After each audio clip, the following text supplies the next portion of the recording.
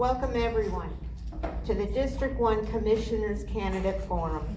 I am Judy DeAngelis Small, President of the League of Women Voters. For 106 years, the League has been a nonpartisan, activist, grassroots organization that believes voters should play a critical role in democracy.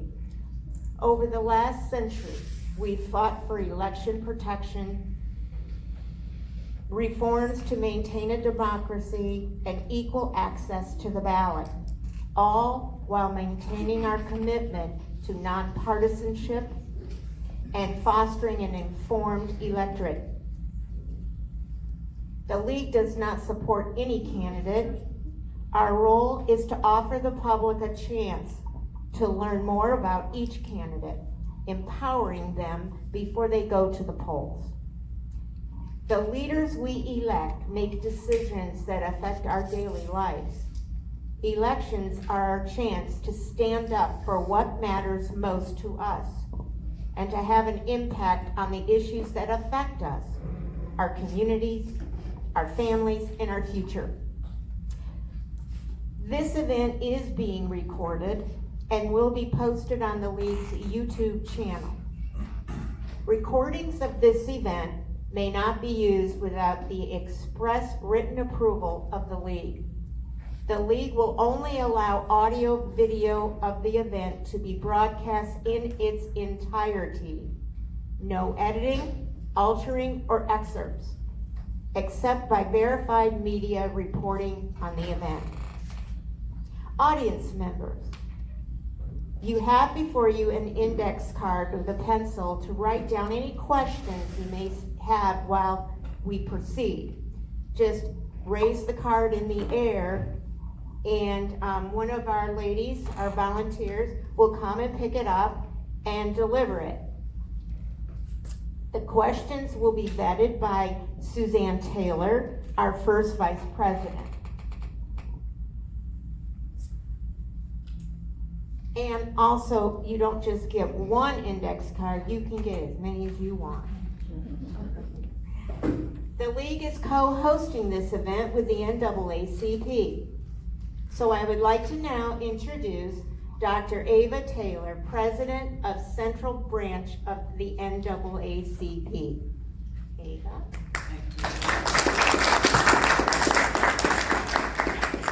All right, as she said, I'll be the moderator for this event. Can you hear me? Yes, okay. And Suzanne Taylor, she will serve as the facilitator.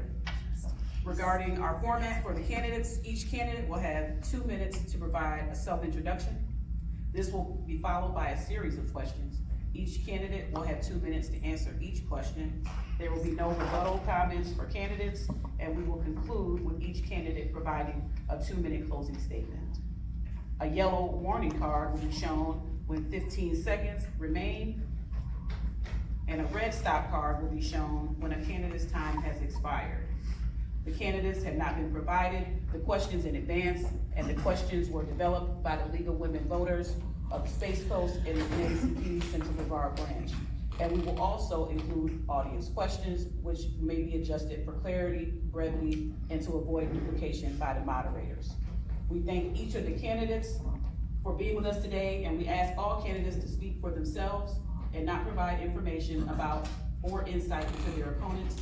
We look to the candidates to help us to understand their policy positions, problem-solving skills, and values so that we can make informed choices as voters. All qualified candidates for the District 1 County Commission race were invited to attend this forum. As you can see who is present: Alden Bookhart, Micah Lloyd, and Nathan Slusher. We were also supposed to have a school board race. However, one of the candidates changed their plans, so we regret that we cannot have that school board forum tonight. So let's begin, and I will do a brief information about the office. So the Board of County Commissioners is a governing body of the Brevard County and holds all legislative powers.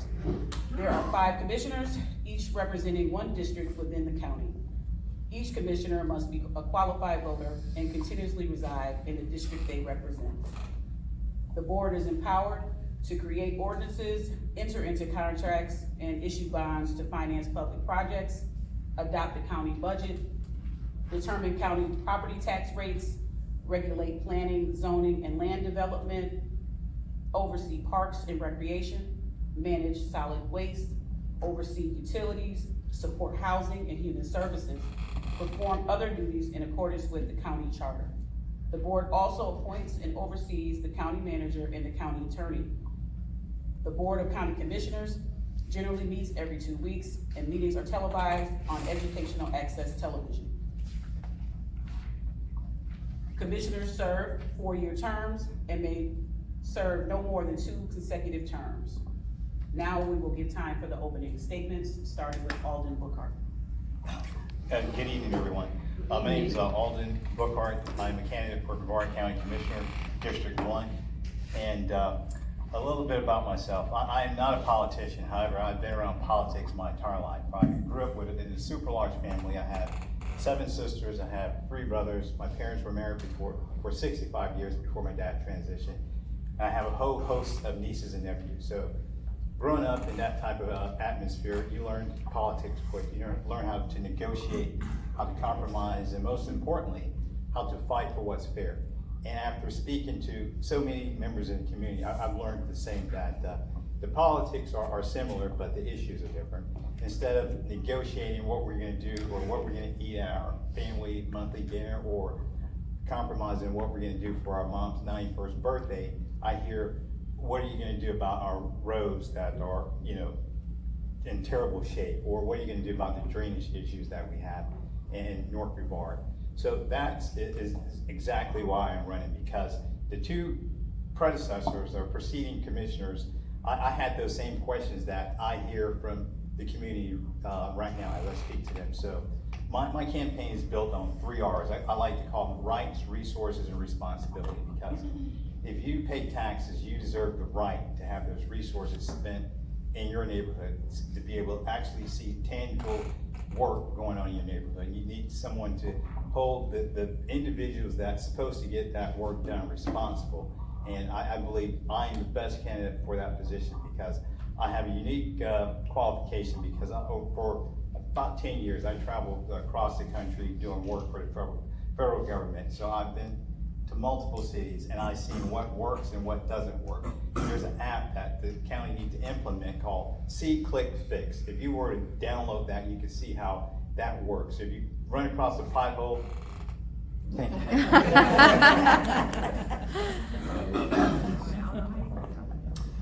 Good evening, everybody. I'm Micah Lloyd, and I'm also running for District 1. I grew up in Titusville, Florida, working construction. I am a licensed general contractor.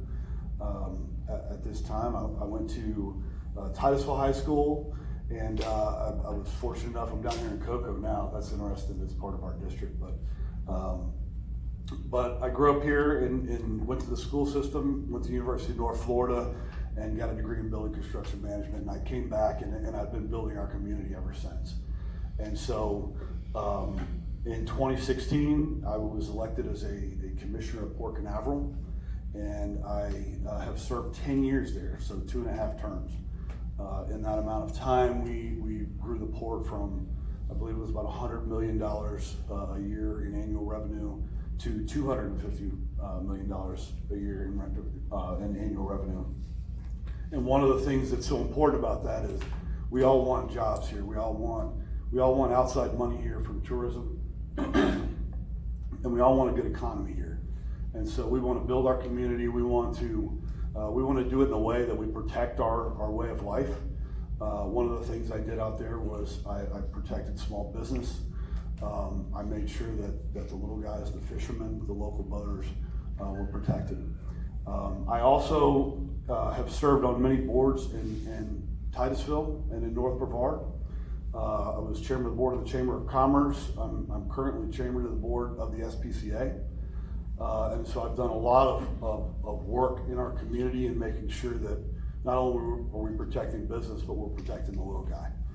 So a vote for me is a vote for a man that knows how to get things done. I've got a track record of getting things done. I know how to work with people, and I know how to make sure that we get our our fair share.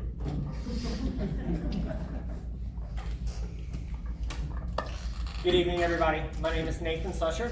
I live up in Titusville. I grew up in Titusville. I went to Apollo and Jackson in Titusville High School, graduated in 2008.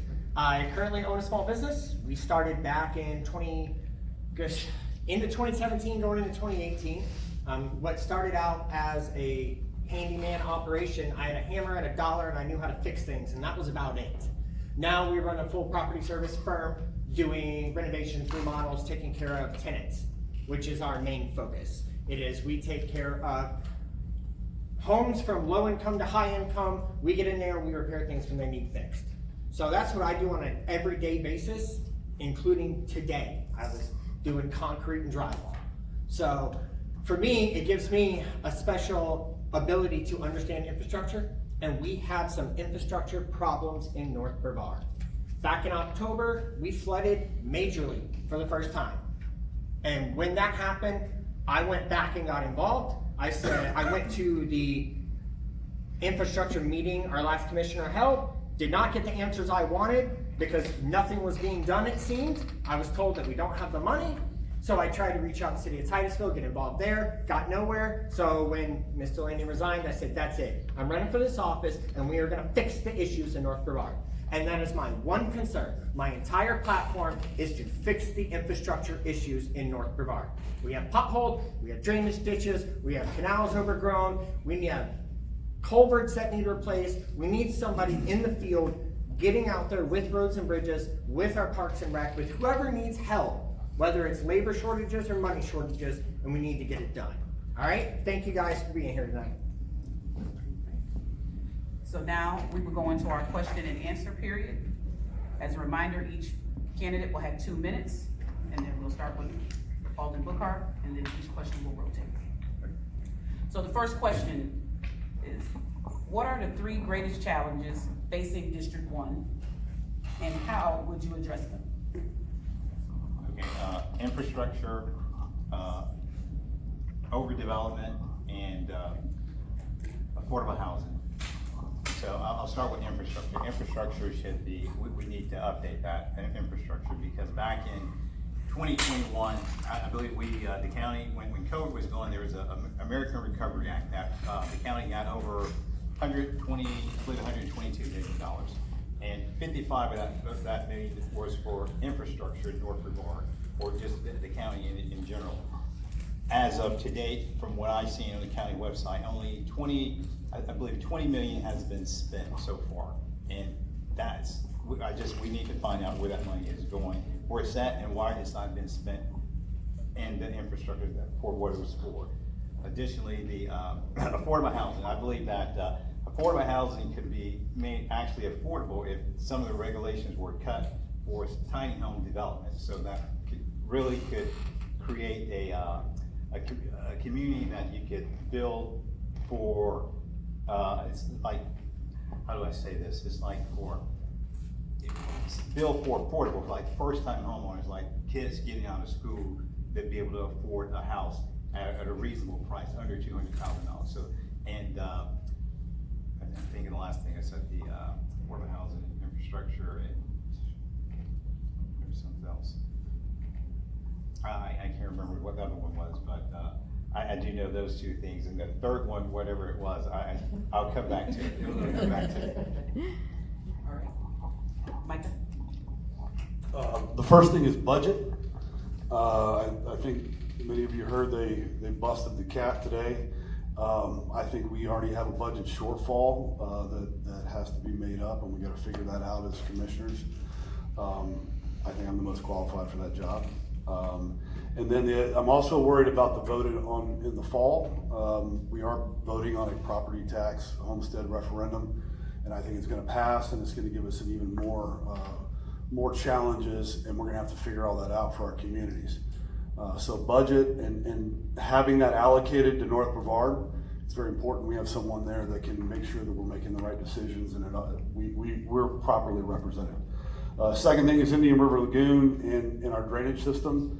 I think our drainage system, it was created probably 1920s. No one thought that we'd have I-95 we'd have US 1, we've had the development that we've had.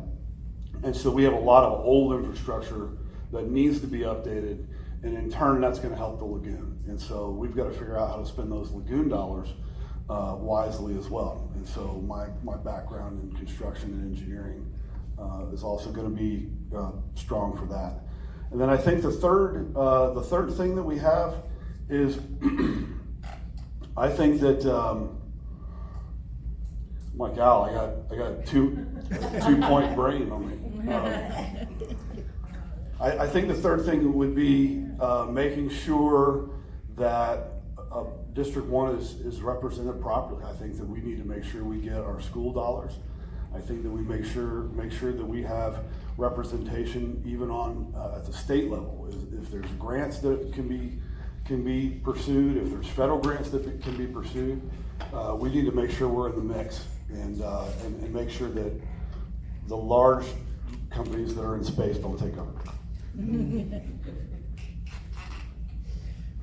All right, so my top 3 things, like I said when I first did this, I have one major point. This entire campaign is being ran on get our infrastructure repaired. So if you want to break it down to canals, ditches, and roads, I don't care, that works, there's 3. But our infrastructure needs help, and how do we fix that? One, we have a commissioner that's not sitting in an office. I'm not an office guy. I'm known to break out a laptop on a bucket and work because I just do not like being in the office. It is not where I'm comfortable. I like to be in the field. So I want to go out on the trucks. I want to work with our Brevard County employees. I want to get out there and help. Part of being management and being leadership really is what we need. That leadership mentality is getting in the field and showing them and being with them and doing the work and showing the community you're not afraid to get dirty. And if that means I have to jump on a 0 turn and mow a retention pond myself, I will happily do so. So I want to get out in the field and work. When it comes to fixing pipes and culverts, I want to make those assessments, go out with the professionals, with the engineers who know the large scale stuff, and take what's there and make it small. And say, how do we fix this? What can we do?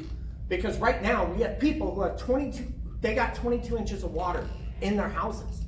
We're still getting photos every time it rains because there's flooding in North Brevard. And this isn't just one area. I have knocked on doors all the way from Lake Poinsett down here on 520, all the way up to Scottsmore. Everyone's got infrastructure problems. There's flooding all over the place. We need to take care of that. So, thank you. Thank you. All right, the next question, we'll start with Micah. If Amendment 3 is approved, how will you address its impact on county revenue and services? So I think I just touched on that briefly, but I want to say that the number I heard was $600 million of tax loss, revenue loss to all of Brevard County. So that would be all the cities, all the counties. And so I think we've got a huge challenge here. And I think that the governor, I think he's doing something popular, but I don't think it's going to be easy to deal with. And so we've got to look at it as a group.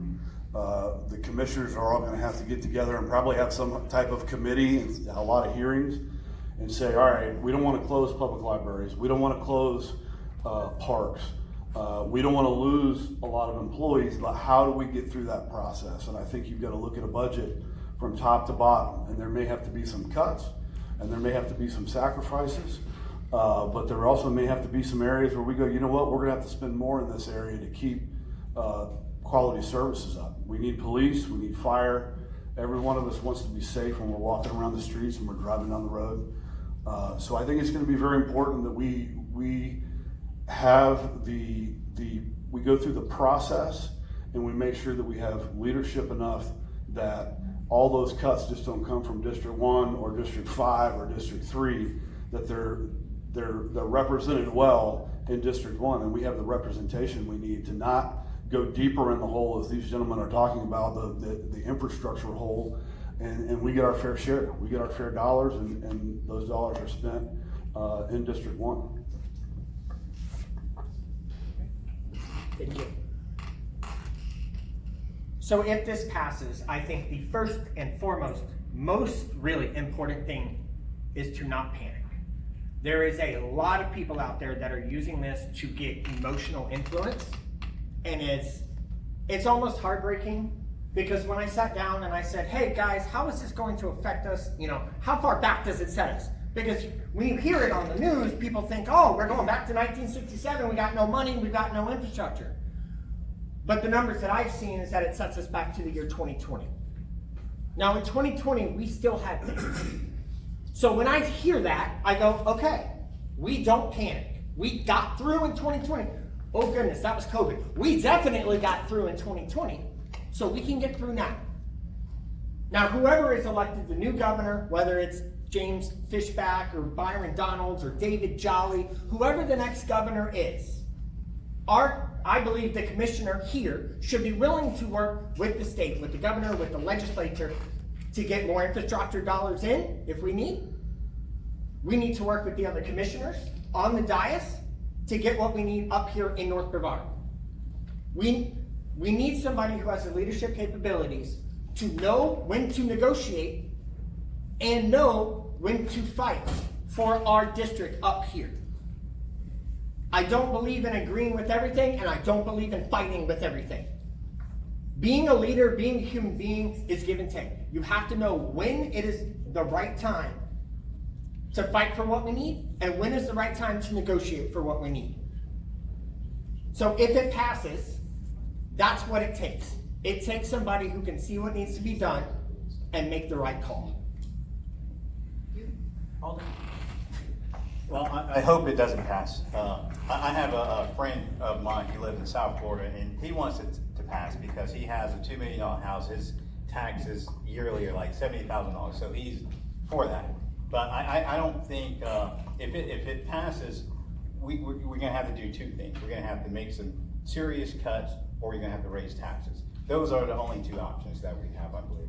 Anything else is just, where's the money gonna come from? It has to come from us raising taxes or us cutting services. That's just, there's no other way to cut that. And I don't know where the cuts will be, but there will be cuts if this passes. All right, so we'll start with Nathan, and this question kind of still follows suit with this, with Amendment 3. So if it passes, what will you specifically advocate to cut?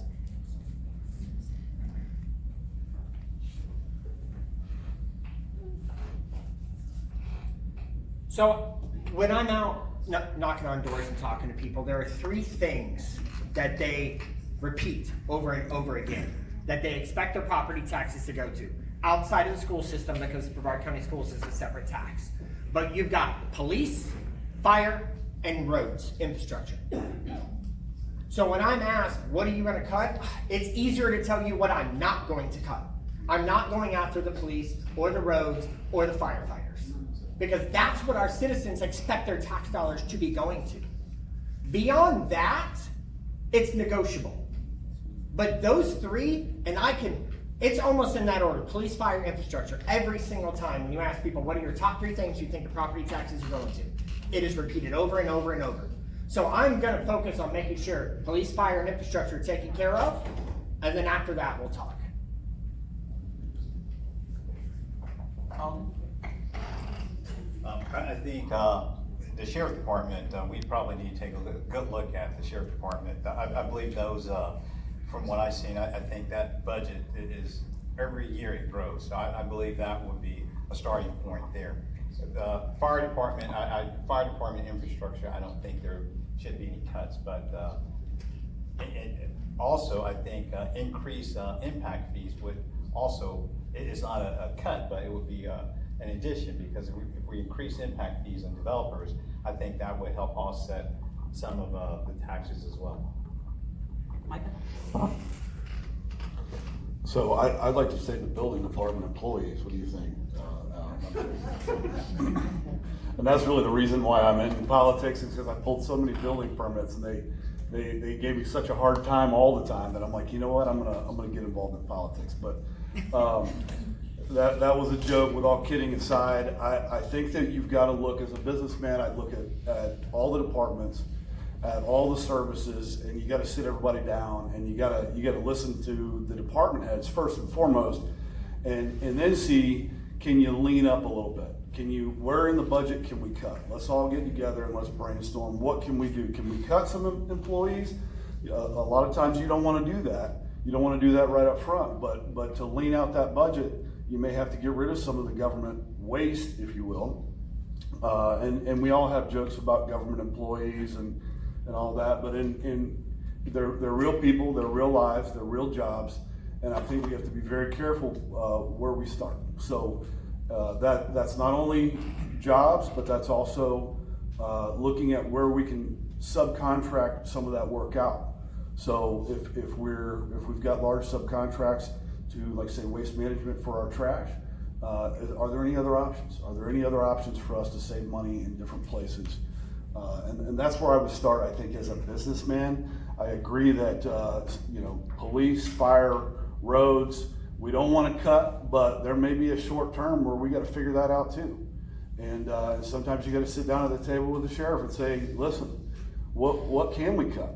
Can we cut something out of the budget? Can we live without it for a year or two? A lot of those little tiny decisions make big money dollars down the road. So I don't think anything's going to be off the table, and I think it's going to take a team effort to figure it all out.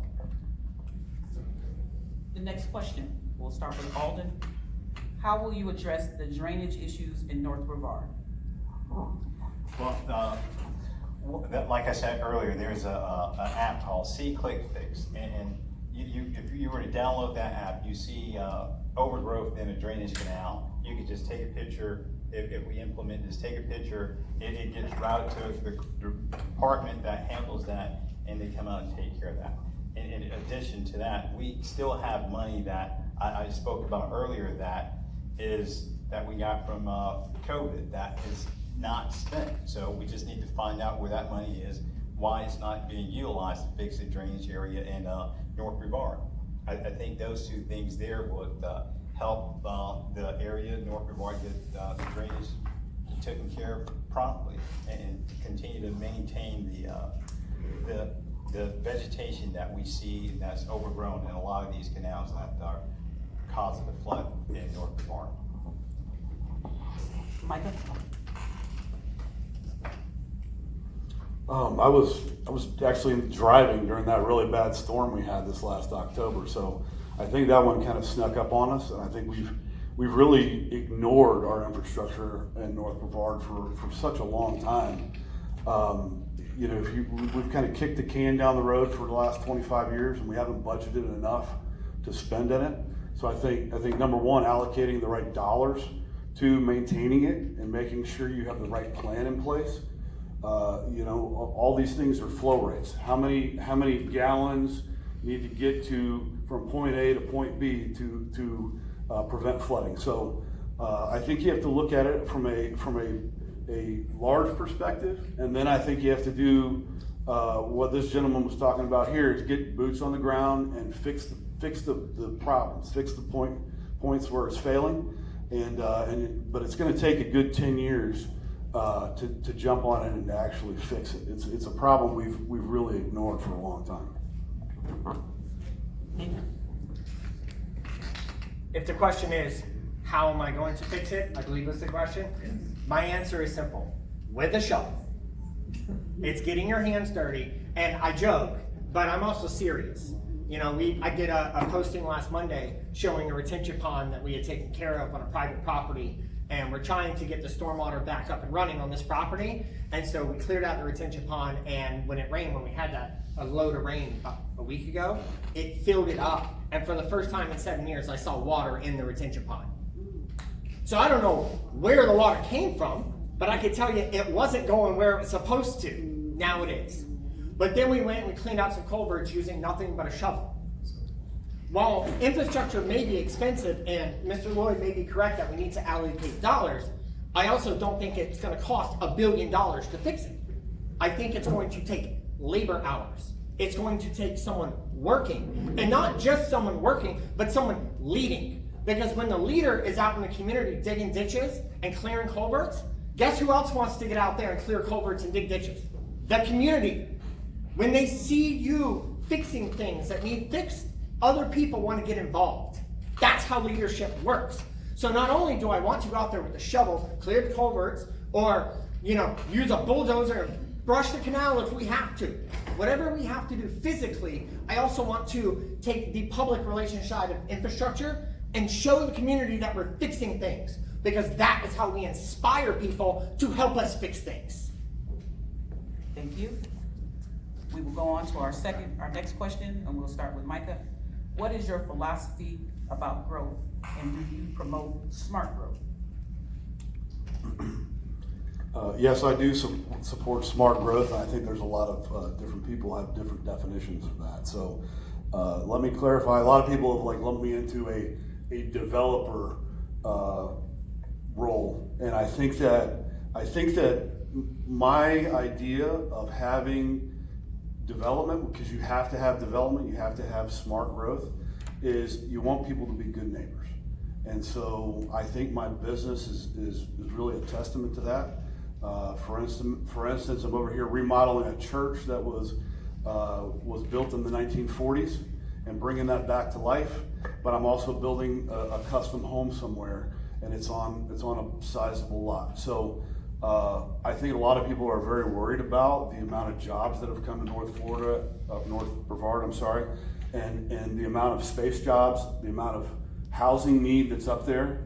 And I think that you've got to meet with these developers up front and say, here's our codes, but how can we have quality development? How can we tie things together with sidewalks? How can we make sure that we don't have the problem we had in 2011? Because we don't want to go back to 2011 when we had no jobs, but we want to make sure you're going to be a good neighbor.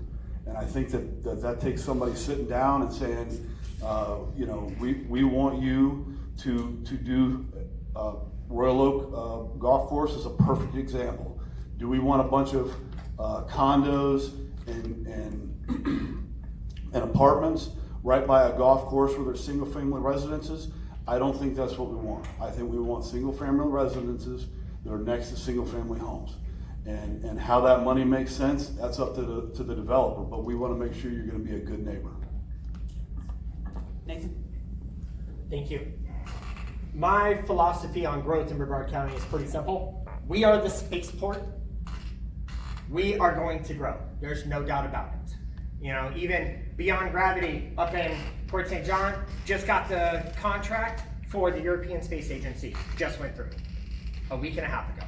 So this area will continue to grow. There's no stopping something this big moving forward.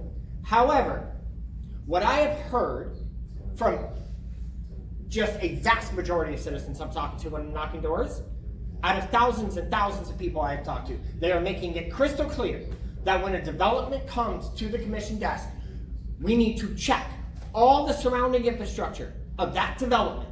And if the infrastructure is not up to par, we do not move forward until we know the older neighborhoods are not going to flood out. And if that means getting the developer involved and saying, hey, we have this old neighborhood, it was not designed right, we have to make sure they don't flood before we approve this, that comes the leadership part where you sit down at the table and say, let's discuss this. But the citizens have been crystal clear.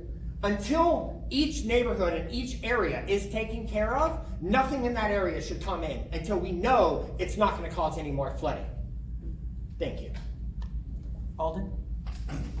I agree with some of what Nathan said, but I also think that an example of not smart growth is we have this plant in East Mims, is a Lindy plant. Currently, they're doing a $100 million expansion. Nobody in the community got any notice that the county commissioner signed off on this project. It's a $100 million that it is. It's not an oil and gas plant, but it's a plant that is in the community that if something goes wrong, it's going to affect the actual community, the people who live around there. So I think that it is not smart growth. Smart growth is, I believe, if you're going to want to develop anything, if you're going to develop housing, I think that you should meet with the developer. Should be want to meet with the community, to making sure that the community have a board wherever it is and sit with those individuals that their development is going to affect. I think that would be a start, but that is one start. And I'm just thinking, I don't think we can actually tell the developer how close he can build a house, but I just know that they should be able to get,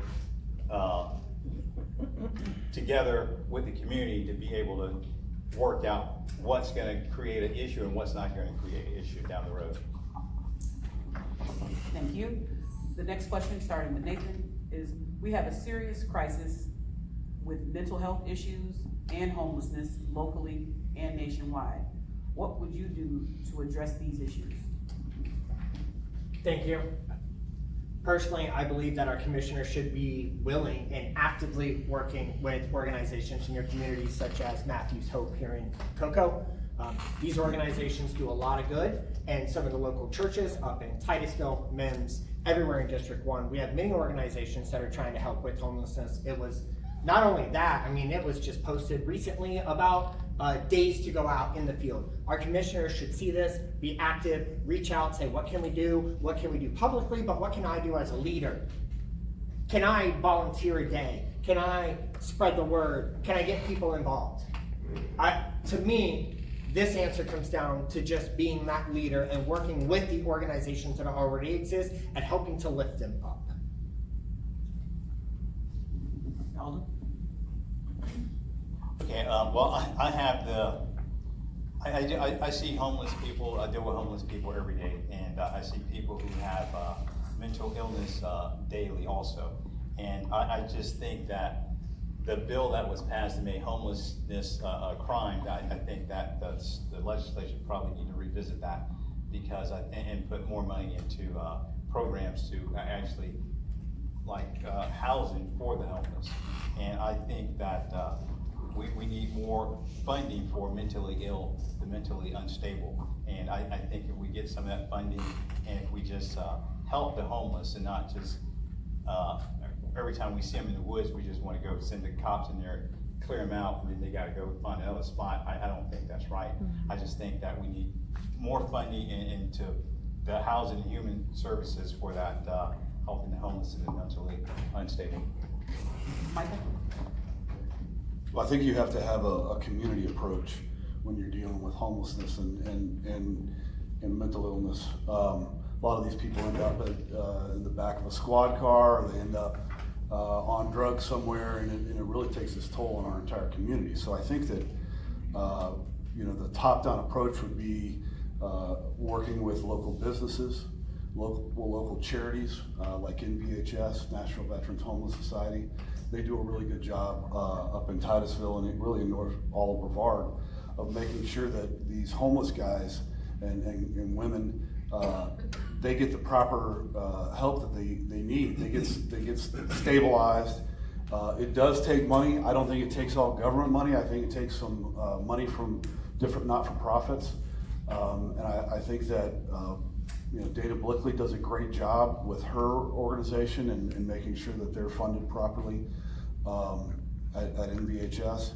And so I think when you have the success rates of an organization like that, and that you're getting out in the community, and not only getting out in the community, but making a difference in people's lives and getting them stable, not just handing them money or food, but making sure that you have a process that they can get into and work into and possibly get back into the workforce.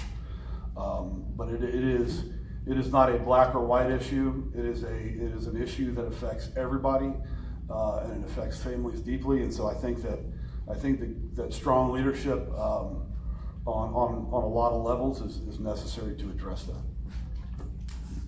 The next question, starting with Alden. How will you support services like the libraries, parks, and natural areas without more funding, given the likelihood of countywide cuts? I don't know the answer to that question, because it's going to be a tough question to fund. Cutting libraries already been cut. The parks have been cut. Up in North Brevard and Titusville, they have parks that they have a boat ramp that I call Parks and Recs about many times, that there's no lighting out there. There's no garbage dumpster out there. There's no bathroom out there. Just hey, can we get some of this stuff out there? And they seem not to want to do anything in certain areas. So I don't know. currently what they're gonna do. I know what I would do, I would definitely get some money for, the libraries and the parks. And where that comes from, we would have to look at the budget and just figure out, where can we shift those funds back from to the parks and the library. Micah? I was just driving by Royal Oak Golf Course the other day, and I know that's not a public park, but I don't want our parks to look like Royal Oak Golf Course. And I think that, we're all gonna have to sit down and go, where do we make these cuts? Because we all want, the amenities, we all need the amenities to have a good quality of life here in Brevard County. And so, I agree with Al, we don't need to cut the budget on these things, so we're gonna have to figure out how to pay for them. And we're gonna have to figure out as a community, and where does this money come from? How do we restructure the tax code to make sure that we're paying for this stuff? And does that look like a sales tax? I mean, that would be the best case scenario, but it's going to affect all of us. We still may get some dollars from tourists that come down to Port Canaveral or go to the Space Center, but it's still going to affect all of us. And so I think some of those are going to be some really hard questions that we're going to have to face, and it's going to be a challenge. And I think the most important thing is to get community involvement and community feedback through that process and listen to where we should do it.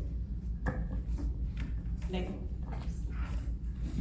So I'm gonna give a pretty technical answer. I think we need to take a look at the bid out and change order processes. For anyone who doesn't know, that's how the maintenance is done on the parks, the libraries, the fire departments. My company has done bid outs to maintain these facilities, and the process needs work.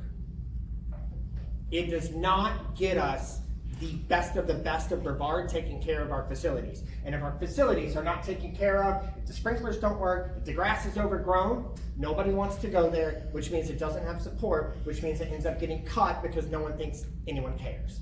So the first thing is making sure that all of our facilities are properly maintained. Make sure that our process on how we get that maintenance is not hurting us on the backside of the budget by change orders. We need to actually take a lot of time and look at that. So that's step one. Step two, again, comes to getting out in the community and making it known what's happening. We have to be a front-facing commissioner. We have to be the voice for District 1, all of District 1. That's the libraries of Port St. John, the fire departments in Scottsmore, the parks, Fay Park, Isaac Campbell Park, whatever park needs work. We need to get out there and be front-facing and make sure that it's known. Because the only way to make sure the public's okay with funding this is to make sure they want to. So we need to get everyone encouraged to say, hey, these parks are part of our quality of life. It's important to cover these. The next question, we'll start with Micah. What can be done to encourage more corporate investment in North Brevard? That's a good question. I go to a lot of these events, and through my business, I'm able to support a lot of different charities and different events in the community. And so whether it's at a school or whether it's at a veterans dinner or something like that, I've been a part of that, and I believe in giving back to my community. So I think as leaders, we have to be very, very vocal about that. I think we have to be very purposeful about that. I am disappointed, and I've said this verbally many times, at these big space companies. They're coming in, SpaceX and Blue Origin, and they're very aggressive businesses. And so when they need something from us, they come to us and demand it. And I don't go to these events and I don't see them, I don't see a SpaceX table. I don't see a Blue Origin table. And these guys, we're buying so much stuff from Amazon. Angie gets something from Amazon every day. So she's funding part of this, but I think those guys need to have a voice. I think we need to have a strong voice. And they are buying property here, and they are developing properties here. And I think we need to say, look, it's time for you to be a part of the community. And somebody's got to stand up to them and say, it's time. So, thank you. Nathan? Personally, I believe the first step in getting the corporate interest to pay attention to North Brevard is to clean it up. Because if they look on the news and they see the flooding, they're not interested in having their buildings here to flood. So if we want these big companies from outside to come here, we need to fix the infrastructure, fix the roads, fix the canals, clean it up. When we get there, and I understand this is not a 6-month process, it's gonna take years. But when we get there and this place looks great and we have no issues, I do believe that when you build it, they'll come, if you wanna say that, but it will attract. Greatness attracts greatness. So if we are phenomenal here, it will bring others to join us. Alden? Yeah, I think we have to have somebody who's responsible and accountable to have these corporate companies to invest in the community. Because I gotta go back to Lindy.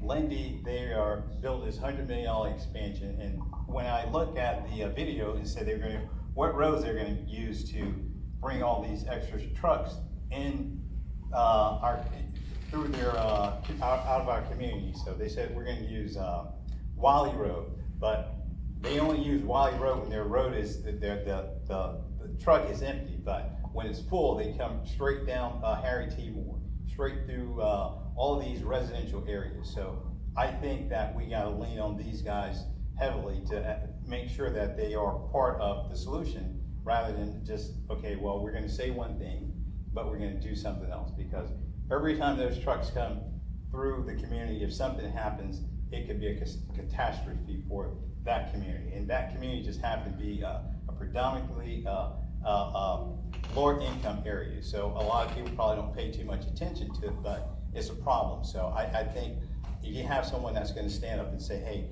this is what has to happen when you want to start your development, we gotta have to put some investment into the community. The next question, we'll start with Nathan. We've talked a lot about making hard choices.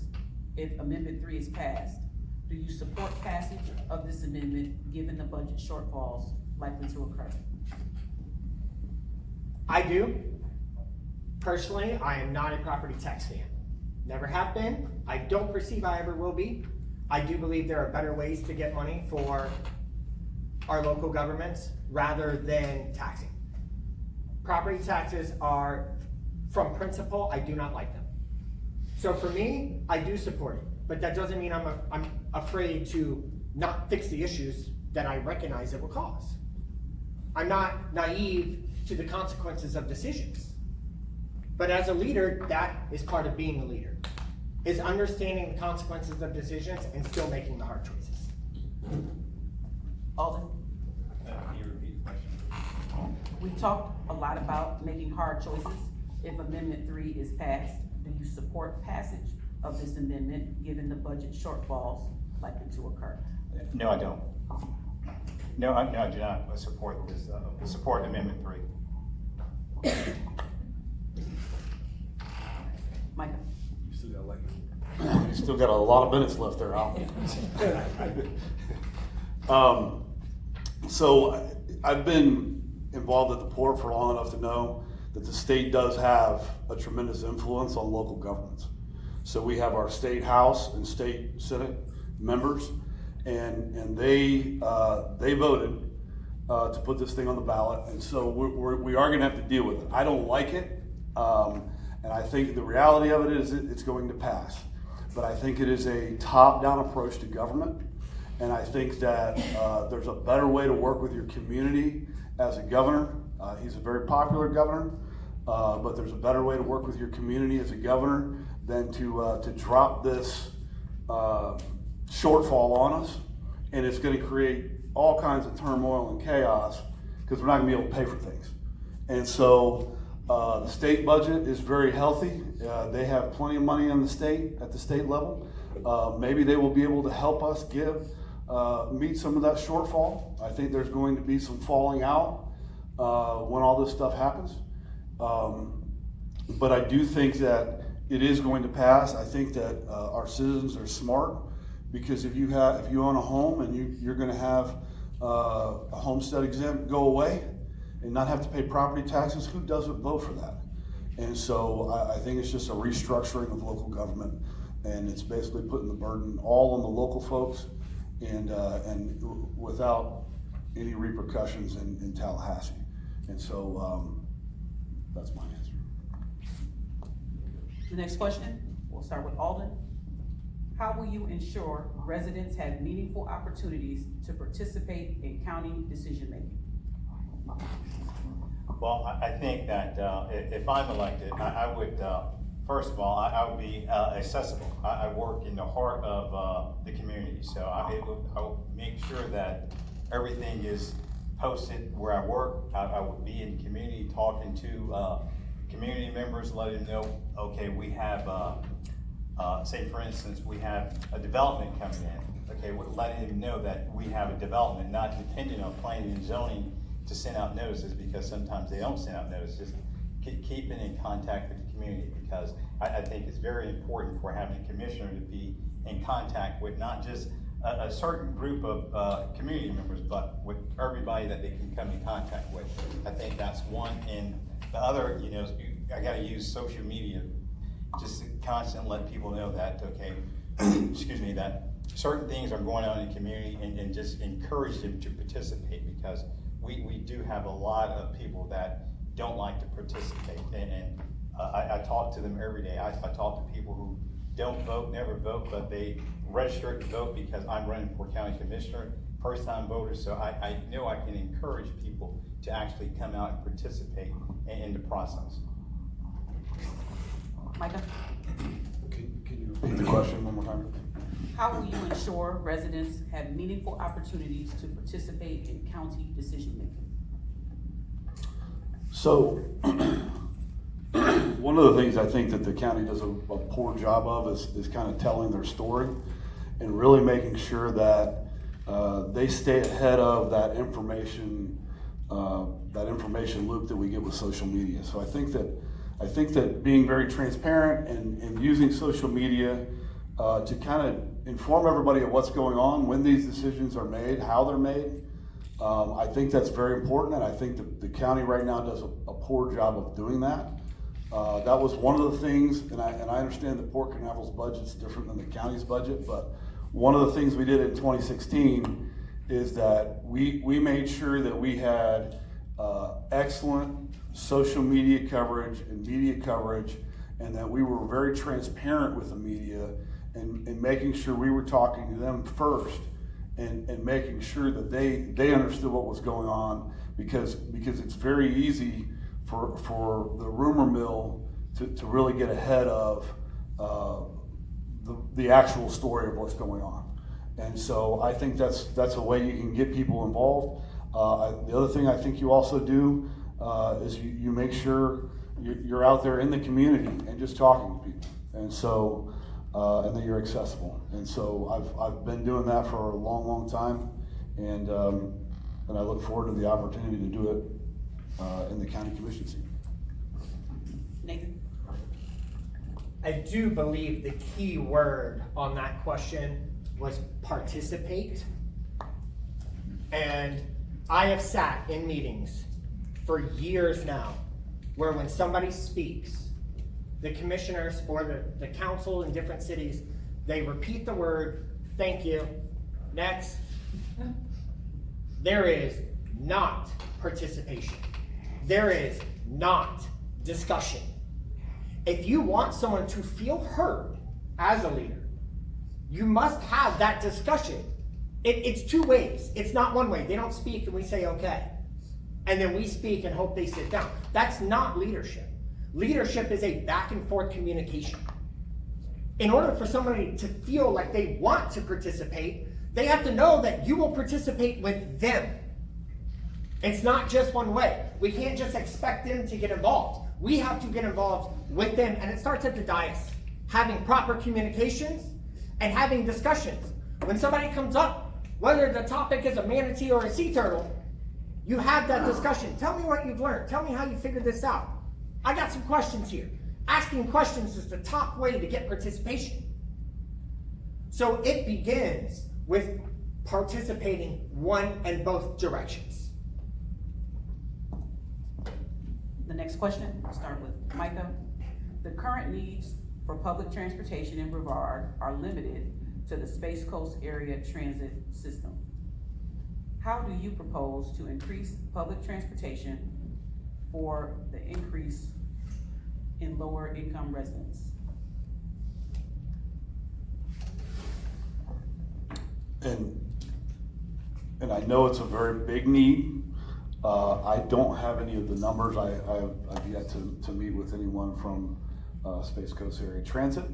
But I do think that we gotta make sure they're funded. There's a certain portion of that I know that's ridership, and I think there's a certain portion of that that's probably, that's funded by Brevard County. And a lot of that is probably state money. So I think we have to go after the state. There's a lot of state grants, there's a lot of federal grants on transportation.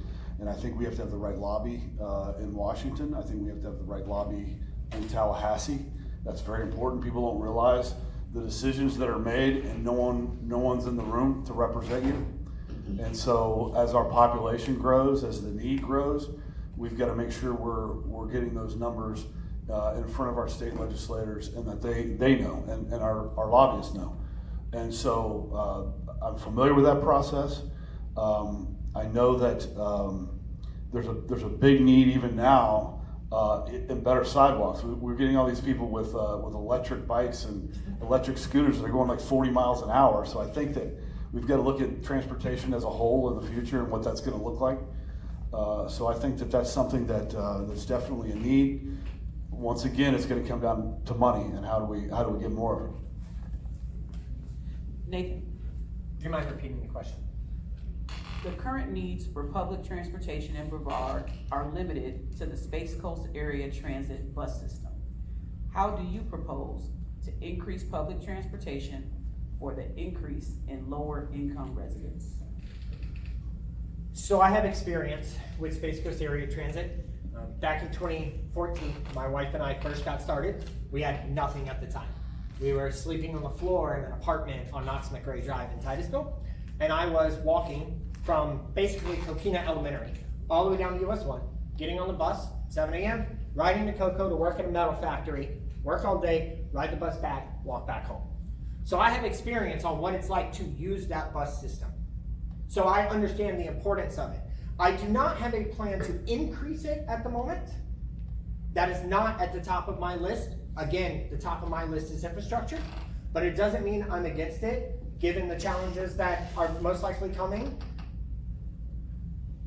I'm more than happy to sit down and talk about it, but it's not been on the top of my mind. Alden? Well, I know quite a few people use that, the Space Coast Transit bus system, and I know it doesn't run on certain days like Sundays, and it shuts off early. And I believe that we have to come up with additional funding, and again, where is that funding gonna come from? I like to tell you, say, okay, well, we're gonna pull it from somewhere else, but the truth is, I currently don't know. I have not studied that, to be honest with you. So for me to tell you that, hey, we're gonna increase your taxes to fund this year, I don't think that would be good, a wise choice. But I do know that we definitely need more access to the public transportation for a lot of the lower income people. The next question, we'll start with Nathan. Would you support an AI data center in North Brevard? Why or why not? I'm a no on the hyperscale data centers. It is, the AI data centers are a no, specifically because the technology utilized to cool them is not effective enough as it needs to be. Now, 10, 20, 30 years down the line, maybe the technology gets better. I'm interested to see how it goes, but at this moment, I'm a no on them. Let them correct themselves. You know, it's just like a vehicle. When you buy the first year model, it's got glitches, and then by the time you're 6 years in, now it's good. So right now, we're on the first year model. So let them do their glitches elsewhere. But for here, we'll wait till later. Alden? I'm a no, and probably perpetuity. From all the data and the information that I see, when they put these data centers, they put them in lower economic area, and it just affects the people in terrible ways, and the community, it just destroys the community. So I'm no forever. Michael? So I travel through Cedar Rapids, Iowa, fairly often, maybe 2 or 3 times a year. And they've been building one of these things for like 5 years. And I have never seen such a huge project. It's going in the middle of a cornfield. And I'm a general contractor, so I know how much money this is, but it was like $200 billion Google is spending on this thing. It is amazing how large this thing is. And I don't see us having a need for anything like that here or wanting anything like that here. I'm a no. I've even talked to a lot of the local like Uber drivers and people that are there. And even the locals, now that they have it, they're regretting it because their power bill's going up, their water bill's going up, and I don't think people are realizing that this big data, what it's doing to our lives. So I think we need to be very, very careful, even with AI. So the data centers know we need to be very, very careful with all of these things and make sure we're taking time to look at all these big changes and all these big corporate influences, and we really need to be careful to protect our community. Last question, and we'll start with Alden. Sales tax is termed a regressive tax. What does this mean for those in lower income levels? What other revenue sources or categories can be used that are progressive? Can you repeat that, please? Sales tax is termed a regressive tax. What does this mean for those in lower income levels? And what other revenue sources can be used that are progressive? I don't know the answer to that question, and yeah, I don't know the answer. I don't have a response for that. Micah? Well, I think there's a lot of different ways that we are taxed that probably would scare us if we saw the whole list. So from gasoline to obviously property tax is the big one. But I think we've got to look at all of the numbers and what we think, because none of this stuff is an exact number, right? So we kind of know that it's going to bring in, $40 million, give or take $1 million. So you've got to look at how these things are affecting the citizens, what citizens they're affecting. I really don't think a sales tax is a great idea because it's a tax on everybody in Brevard County, whether you own property, whether you have a job. So you do get some tourist dollars, but you don't even know how much the tourist dollars are going to be. And so I think we've got to sit down at the table and really look at, you're probably going to have to get it from a number of different places, a little bit here and a little bit there. And I think that's why I keep saying it's going to be very important for us to just put this in front of the community and say, how does this affect your community? Because there's different incomes, there's different neighborhoods, there's different, some people are retired. They can't go to get a second job, or they're disabled. They can't go get more money from the government. And so I think we've got to take all those things into consideration when we're making some of these decisions that are somewhat imminent. Nathan? Would you repeat the question one more time? Sales tax is termed a regressive tax. What does this mean for those in lower income levels? And what other revenue sources can be used that are progressive? So I've sat and listened to the sales tax debates from a philosophical standpoint on whether they're regressive or not and how it affects low income, high income, middle income, etc. I don't know if I'm convinced that it's regressive, but I also don't know if I'm convinced it's not. It's a long debate that goes down a rabbit hole.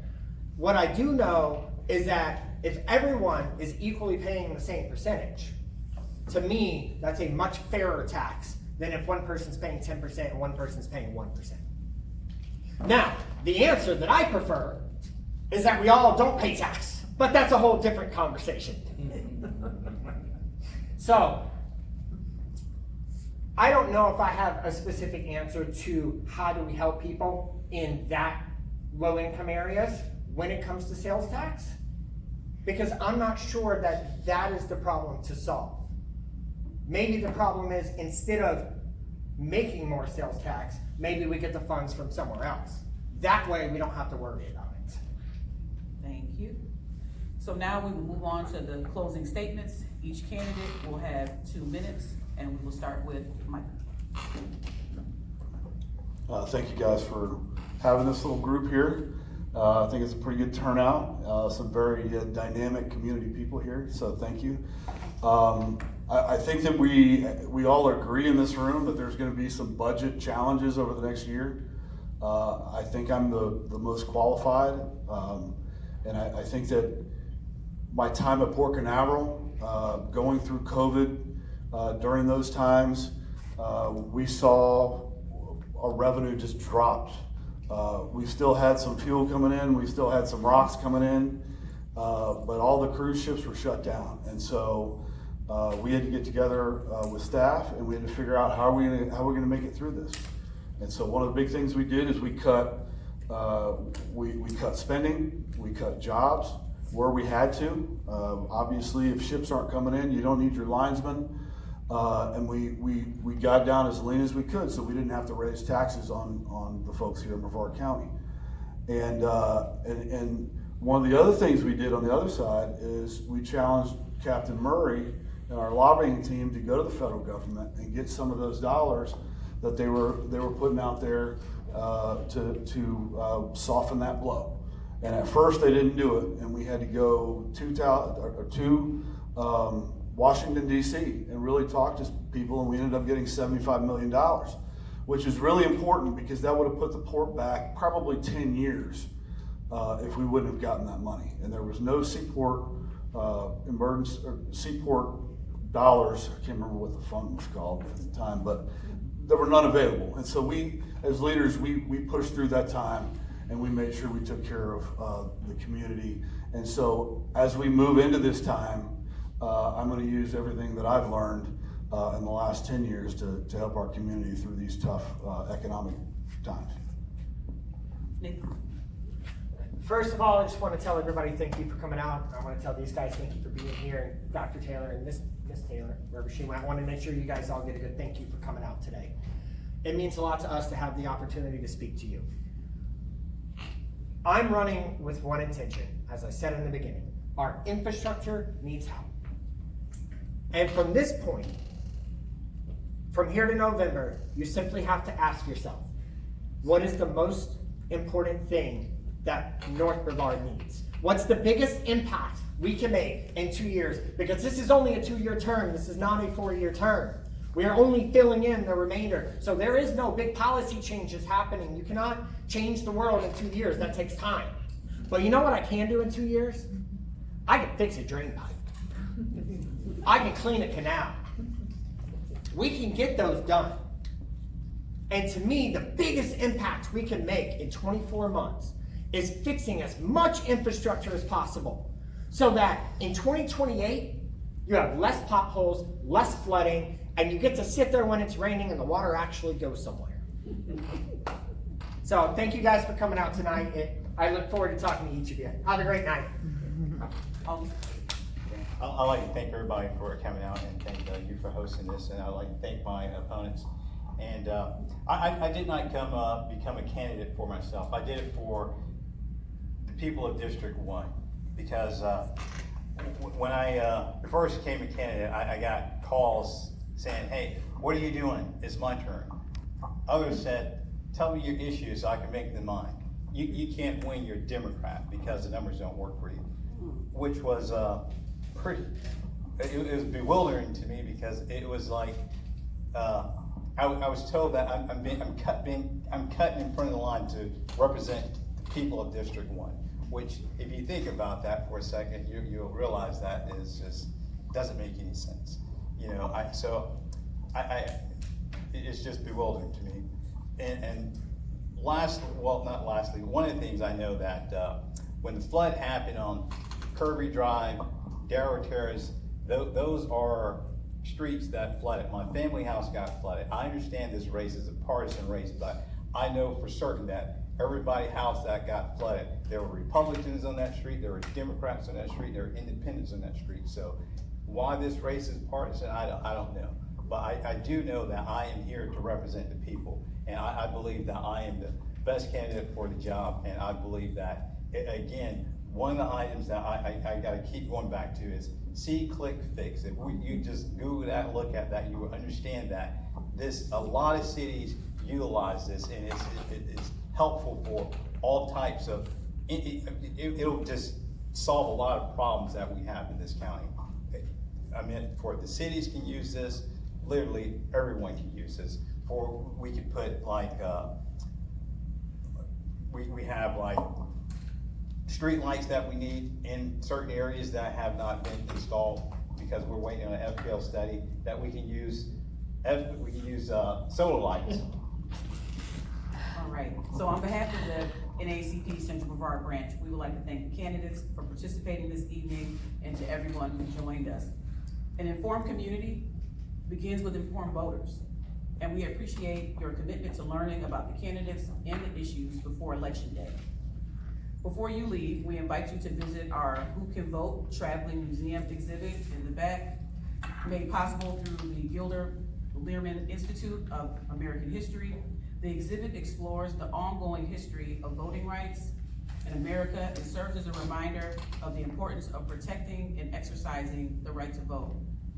We also invite you to join us Thursday, July 23rd at 6 p.m. where we'll be having our District 2 School Board Candidate Forum, also co-hosted with the League of Women Voters of the Space Coast at the Brevard Veterans Memorial Center in Merritt Island.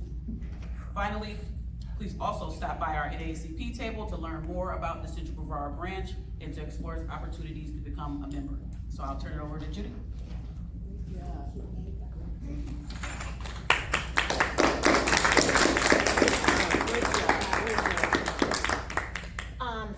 On behalf of the League of Women Voters, I really thank you for coming out tonight. It seemed to be a productive, lots of information shared, and I thank all of you candidates for showing up and sharing your views with the public.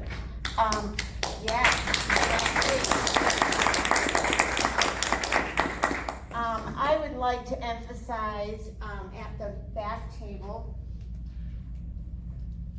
there are these little flyers on upcoming candidate forums. And the one I'd like to emphasize is that we're having a judicial forum. A judicial forum, I don't know about you, but when I go to the ballot, usually I don't know much about judges because I don't have much contact with them.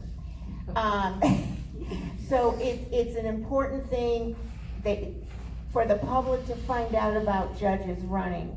And so that is coming up on Monday, August 3rd at the Fran Jamison Street Government Building in Building C. So I emphasize that because that doesn't matter what district you're in. The circuit and the Brevard County judges, span a big area. So I invite you. Also back there, you will notice, sorry about this, I didn't have a podium. Celebrate America. We are partnering with the Brevard County Library System to present a series of seminars on America's democracy and on celebrating the 250-year birthday of our country. The next session is going to be at the Satellite Beach Library, and it's about separation of powers. So I encourage you to attend, and these are all on our website, www.lwv-spacecoast.org. Also at the back table, we have lots of information on everything to do with voting. This sheet, you'll notice, is all of the election news. Like if you want to know when early voting starts, when mail-in ballots, I think it's passed to get those, and when the polls are open, where early voting may be for you. So take a look at some of our materials on there. We have a contact brochure which tells you all about who's in office right now. And we have information on schools and school choice. So take a look and grab a cookie and some water also. Thank you for coming out.